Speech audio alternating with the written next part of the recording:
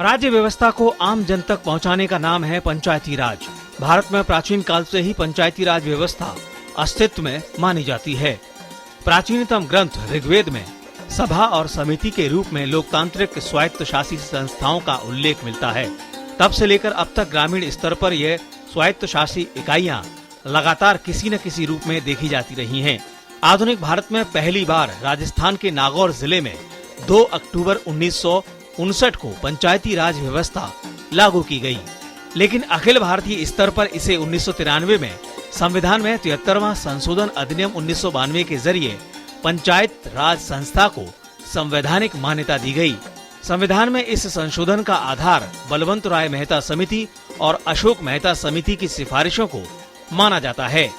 महात्मा गांधी के ग्राम स्वराज के सपने को हकीकत में बदलने के लिए इसकी स्थापना एक त्रिस्तरीय ढांचे के रूप में की गई, जिसमें ग्राम पंचायत, पंचायत समिति और जिला पंचायत शामिल हैं।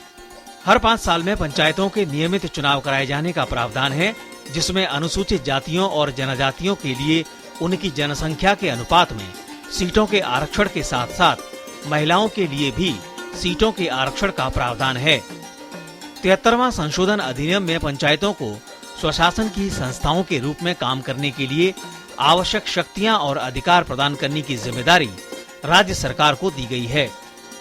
इन अधिकारों और शक्तियों के तहत पंचायतें आर्थिक विकास और सामाजिक न्याय के संबंध में योजनाएं तैयार करती हैं और उनको कार्य रूप देने के लिए संसाधन जुटाती हैं। Bureau report, DD news, Delhi.